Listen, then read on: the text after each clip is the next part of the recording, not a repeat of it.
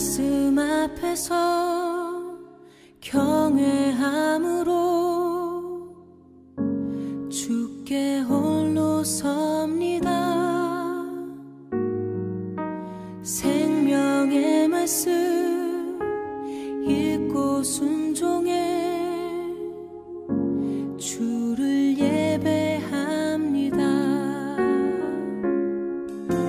기록된 말씀 힘이 있어서 진리로 우리 거룩해 하며 거룩한 말씀 세세 영원히 복음이 되어 말씀하시네. 하나님 말씀에 두려워 떠는 자, 그 말씀에 생명을 거는 자, 한 사람 찾으시는 주님의 약속을 믿어. 하나님 말씀에 운명을 거는 자, 순종하며 주 따라가는 자, 영원한 하나님 나라 이뤄갈 주의 교회여 일어나라.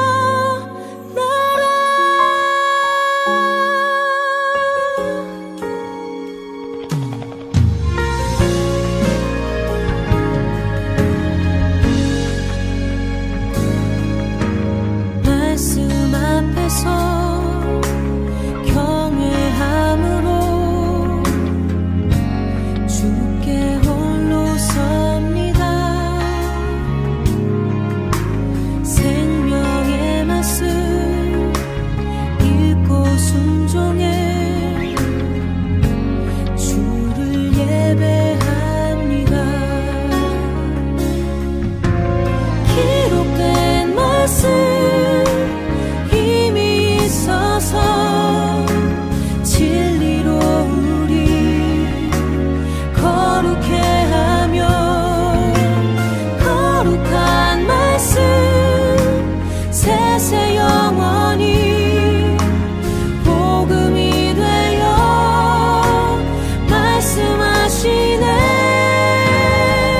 하나님 말씀에 두려워 떠는 자,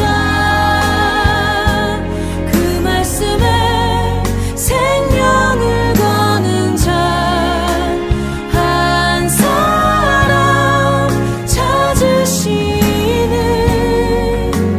주님의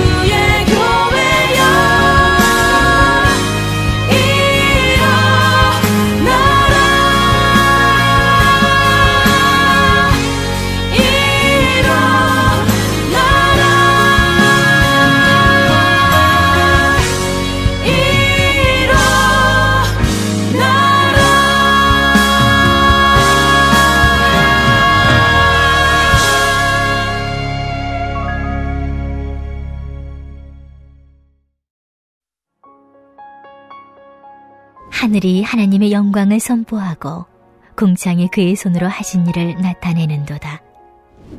날은 날에게 말하고 밤은 밤에게 지식을 전하니 언어도 없고 말씀도 없으며 들리는 소리도 없으나 그의 소리가 온 땅에 통하고 그의 말씀이 세상 끝까지 이르도다. 하나님이 해를 위하여 하늘의 장막을 베푸셨도다. 해는 그의 신방에서 나오는 신랑과 같고 그의 길을 달리기 기뻐하는 장사 같아서 하늘 이 끝에서 나와서 하늘 저 끝까지 운행하며 그의 열기에서 피할 자가 없도다. 여호와의 율법은 완전하여 영혼을 소송시키며 여호와의 증거는 확실하여 오둔한 자를 지혜롭게 하며 여호와의 교훈은 정직하여 마음을 기쁘게 하고 여호와의 계명은 순결하여 눈을 밝게 하시도다. 여호와를 경외하는 도는 정결하여 영원까지 이르고 여호와의 법도 진실하여 다 의로우니 금 곧 많은 승금보다 더 사모할 것이며 꿀과 송이 꿀보다 더 달도다. 또 주의 종이 이것으로 경고를 받고 이것을 지킴으로 상이 크니이다. 자기 허물을 능히 깨달을 자 누구리요? 나를 숨은 허물에서 벗어나게 하소서. 또 주의 종에게 고의로 죄를 짓지 말게 하사 그 죄가 나를 주장하지 못하게 하소서. 그리하면 내가 정직하여 큰 죄가에서 벗어나겠나이다. 나의 반석이시오 나의 구속자이신 여호와여, 내 입의 말과 마음의 묵상이 주님 앞에 연락되기를 원하나이다. 아멘. 시편은 이스라엘 민족의 신앙 고백이 담긴 구약의 시가서입니다. 그래서 시편은 오늘을 사는 그리스도인들의 신앙 고백에 가장 귀중한 자료가 되기도 하는데요. 그것은 시편 안에 시편을 기록한 저자들의 고뇌와 슬픔, 기쁨과 감사 등 깊은 종교적 영감이 풍부하게 나타나기 때문에 그렇습니다. 한마디로 하나님과 저자 사이에서 풍성한 영적 교감이 이루어지고 있는 거죠. 그래서 어느 시편을 읽다가 보면 그 저자의 고백과 거기에 담긴 그의 마음이 가깝게 느껴질 때가 있습니다. 어떨 때는 저자의 마음이 정말 내 마음 같을 때가 있어요. 마치 내 생각과 마음을 들여다본 것처럼 저자에게서 내 모습을 보게 되는 겁니다. 그래서 어떤 분은 이 시편 3편에 나의 대적이 어찌 그리 많은지요. 일어나 나를 치는 자가 많으니이다. 탄식하는 이 3편 저자의 고백을 들으며 그 모습이 내 모습 같다고도 하십니다. 또 어떤 분은 시편 46편에서 하나님은 우리의 피난처시요 힘이시니 환난 중에 만날 큰 도움이시라 선포하는 이 46편 저자의 고백이 자신의 마음을 대변해 주는 것 같다는 분도 계십니다. 그리고 또 어떤 분은 시편 150편에서 호흡 있는 자마다 여호와를 찬양할지어다 이렇게 외치는 150편 저자의 고백을 자신의 믿음의 고백으로 삼는 분도 계십니다. 이렇게 하나님께 어떨 때는 눈물로 부르짖으며 혹은 투정을 부리며 혹은 기뻐 소리치며 노래하는 저자들의 모습에서 우리는 인생을 살아가는 동안 보이는 우리의 여러 모습을 발견하게 되는 거죠. 그렇다면 여러분은 어떠신가요? 여러분도 이렇게 시편 중에서 내 모습에 딱 들어맞는 내 마음을 속속들이 대변해주고 있는 그런 인생 시편이 있으신가요? 얼마 전 구역장 준모임에서 인생에서 나에게 힘이 되는 말씀, 그래서 내 자녀들에게도 이 말씀만큼은 꼭 붙잡고 살라고 일러주었으면 하는 그런 말씀이 어떤 말씀이냐 이렇게 물었던 적이 있는데요. 세 분, 네 분 정도 시편 23편을 이야기하셨습니다. 그러면서 사망의 음침한 골짜기를 다닐지라도 해를 두려워하지 않을 것은 주께서 나와 함께 하심이라 주의 지팡이와 막대기가 나를 안위하시나이다. 이 말씀이 그렇게 힘이 된다는 이야기를 하시는 겁니다. 이것은 바꿔 말하면 힘들고 어려운 중에도 두려워하지 않고 하나님을 의지하는 이 시편 23편의 저자에게서 자신의 모습을 보았다는 이야기겠죠. 자신의 마음도 시편 23편 저자와 같은 마음을 지니고 있다는 이야기인 겁니다. 여러분도 이렇게 시편 중에서 여러분의 마음을 그대로 마치 복사해 놓은 듯한 고백이 담긴 시편을 찾아서 여러분의 인생 시편으로 삼으시고 틈틈이 묵상해 보시길 바랍니다. 보다 거룩하고 경건한 신앙의 삶을 이루어 가시는데 도움이 될 줄로 믿습니다. 그런 점에서 여러분께 이 시간에 한 편의 시편을 소개해 드리고자 합니다. 이 시편은 이미 여러분이 꼽은 인생 시편일 수도 있습니다. 그렇게까지 생각하지는 않았더라도 언젠가 읽으시며 은혜를 받았던 시편일 수도 있습니다. 이 시편에 대해 우리 시대의 그리스도인들에게 가장 큰 영향력을 끼친 인물로 꼽히는 시인이자 작가이면서 학자였던 C.S. 루이스는 이 시편은 시편 전체에서 가장 아름다운 시편이고 세상에서 가장 위대한 시편이다 이처럼 표현합니다. 아마도 이 시편은 C.S. 루이스의 인생 시편이었던 것 같은데요. 바로 오늘 본문인 시편 19편입니다. 여러분 저자가 누구입니까? 다윗이죠. 무엇이 감동되었기에 C.S. 루이스는 시편 19편을 이렇게 극찬했던 걸까요? 이 본문의 저자인 다윗의 고백에 여러분 주목해 보시기 바랍니다. 살펴보고자 하는데요. 먼저 1절입니다. 하늘이 그의 하나님의 영광을 선포하고 궁창이 그의 손으로 하신 일을 나타내는도다. 아멘. 다윗, 그의 시선이 어디를 향해 있습니까? 하늘을 향해 있습니다. 그러면서 고백하기를 하늘과 궁창에 깃든 하나님의 창조의 손길과 그 영광을 보았다라고 고백하죠. 그리고 2절입니다. 이렇게 고백하고 있습니다. 날은 날에게 말하고 밤은 밤에게 지식을 전하니. 아멘. 무슨 말이냐면 그 하나님의 창조의 손길과 영광이 낮에도 드러나고 밤에도 드러난다는 의미인 겁니다. 낮이었다가 밤이 되고 다시 낮이었다가 밤이 되는 이 주기적인 변화와 질서정연한 움직임이 모두 하나님의 섭리에 의한 것이라 고백하고 있는 거죠. 그리고 3절입니다. 언어도 없고 말씀도 없으며 들리는 소리도 없으나. 자, 그리고 4절 상반절도 함께 읽겠습니다. 그의 소리가 온 땅에 통하고 그의 말씀이 세상 끝까지 이르도다. 아멘. 하늘과 궁창은 낮이나 밤이나 우리의 귀에 들리지는 않지만 우리가 이해할 수 있는 언어로 표현하고 있지는 않지만 분명 하나님의 말씀이 세상 끝까지 이루고 있음을 노래하고 있다는 겁니다. 여기에 대하여서 5절에서는 무엇이라 고백합니까? 5절과 6절에서는 무엇이라 고백합니까? 해는 그의 신방에서 나오는 신랑과 같고 그의 길을 달리기 기뻐하는 장사 같아서 하늘 이 끝에서 나와서 하늘 저 끝까지 운행하며 그의 열기에서 피할 자가 없도다. 아멘. 이 태양을 기쁨에 찬 신랑과 힘이 넘치는 장사에 비유하면서 그 찬란한 빛과 강력한 열기가 미치지 않는 곳이 없듯 하나님의 영광이 온 세상에 가득하다는 이야기를 하고 있습니다. 그러니까 1절에서부터 5절까지 다윗은 이 하늘을 향해 태양을 통해 누구를 보았다라고 고백하고 있습니까? 만물을 지으시고 다스리시는 하나님을 보았다는 겁니다. 다윗은 어떻게 이렇게 고백할 수 있었을까요? 당시 하늘과 태양은 무언가 남달랐던 걸까요? 지금 우리가 살면서 바라보는 하늘과 태양과는 어떤 차이가 있었던 걸까요? 여기에는 어떤 차이도 없습니다. 성경 어디에도 차이가 있었다는 기록이 없습니다. 다시 말해 그때의 하늘은 다윗이 오늘 시편에서 기록하고 있듯 무언가 하나님의 영광이 눈으로 보이고 그런 하늘, 그런 태양이 아니었다는 겁니다. 그때나 지금이나 변함이 없다는 거죠. 그렇다면 다윗이 시편 19편에 담긴 이 주옥 같은 고백을 할 수 있었던 데에는 그 비결은 무엇이었겠습니까? 다윗 자신이 그 비결이었습니다. 무슨 말입니까? 하늘을 바라본 자가 다윗이었기에 다른 이들은 볼 수 없고 들을 수 없었던 것을 다윗은 볼 수 있었고 들을 수 있었다는 겁니다. 실로 다윗은 하늘을 바라보면서 하나님의 존재와 영광을 읽어낼 수 있었던 복된 눈과 귀를 가지고 있었던 거죠. 그렇다면 다윗이 이런 복된 눈과 귀를 지닐 수 있었던 데에는 여러분 그 비결은 무엇이었을까요? 저는 그 비결에 대한 실마리를 오늘 본문을 읽는 중에 이 본문에 나타난 그의 계속되고 있는 고백에서 찾을 수 있었습니다.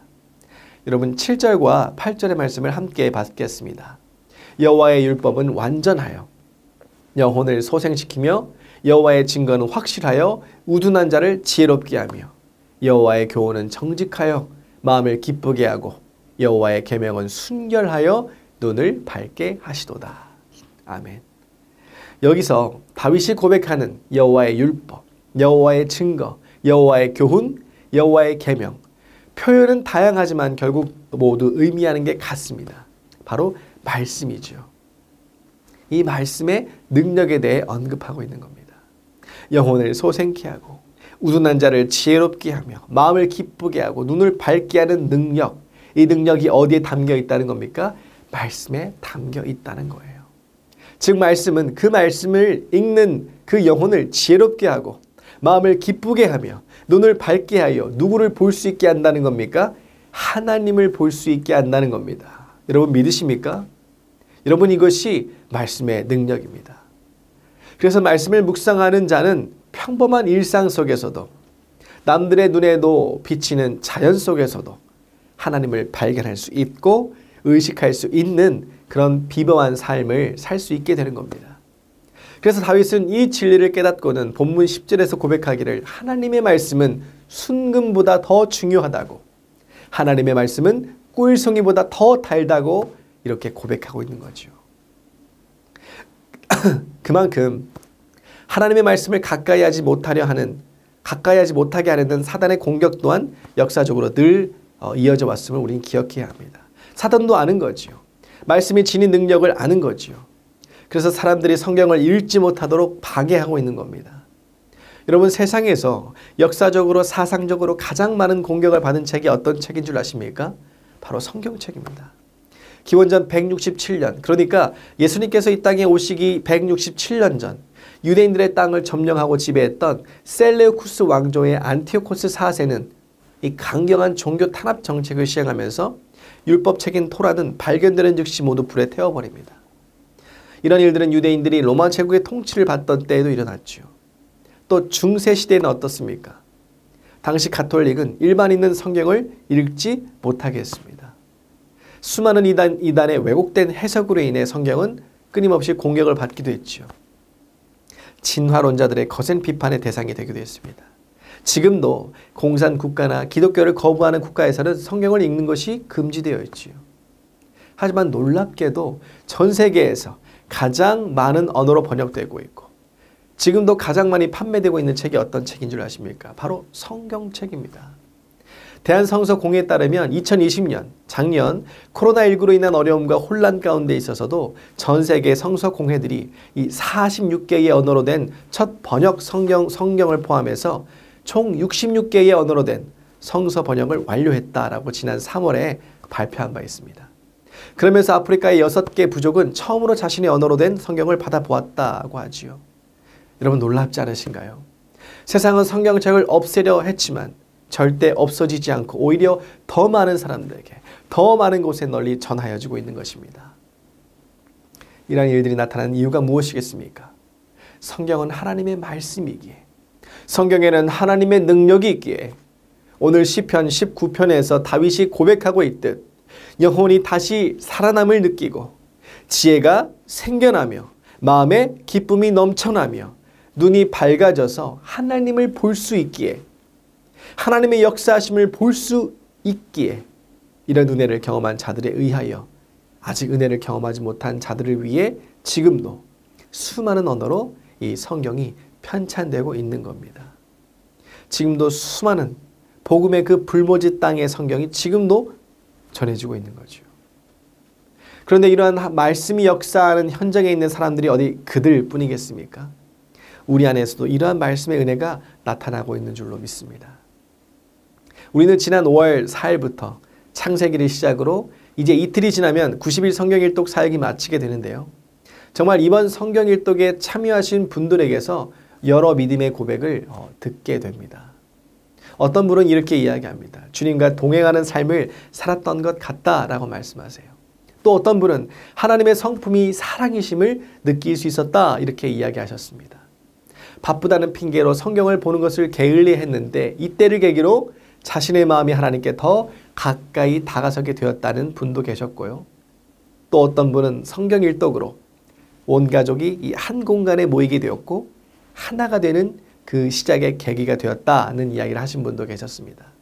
이 밖에도 여러 고백을 들을 수 있었는데요. 듣다 보니 깨닫게 되었던 것은 저마다의 표현은 각양각색이었지만 모두가 말씀을 통해 자신의 삶을 이끄시고 지키시는 하나님을, 그 하나님의 손길을 경험했노라 이야기하더라는 겁니다. 말씀을 마치고자 합니다. 오늘 시편 19편의 저자는 하늘과 태양을 바라보며 하늘과 태양이 하나님의 영광을 드러내고 있다라고 그렇게 고백합니다. 그러면서 자신이 이렇게 하나님을 의식할 수 있었던 것은 하나님의 이 말씀을 가까이 했기 때문이라고 고백합니다. 그러했기에 자신의 영혼과 그 생각과 그 마음이 변화되었고 육신의 눈을 넘어 영적인 눈을 통해 하나님을 경험할 수 있었다, 이렇게 고백합니다. 저는 이러한 시편 19편 저자의 고백이 우리 모두의 고백이 되기를 소망합니다. 그리하여 우리도 역시 하나님을 의식하게 되며 하나님을 체험하게 되는 놀라운 은혜의 주인공 되기를 소망합니다. 여러분, 말씀을 가까이 하십시오. 말씀을 읽으시기 바랍니다. 90일 성경일독은 마치게 되지만 계속해서 손에서 성경을 놓지 마시기 바랍니다. 90일 동안 교회의 안내를 받으셨다면 이제는 홀로 서기를 통해 계속해서 성경을 읽어가시기 바랍니다. 그리하면 여러분의 삶에 말씀을 통한 하나님의 역사하심이 충만하게 나타나게 될 줄로 믿습니다. 그리하여 날마다 하나님과 동행하는 가운데 세상을 능히 이기며 하나님 나라를 세워가는 여러분 모두가 될 줄로 믿습니다. 그러한 여러분 모두가 되시기를 주님의 이름으로 간절히 축원드립니다. 이 시간 함께 기도하기를 원합니다. 말씀을 가까이 하는 인생으로 살아가게 하옵소서.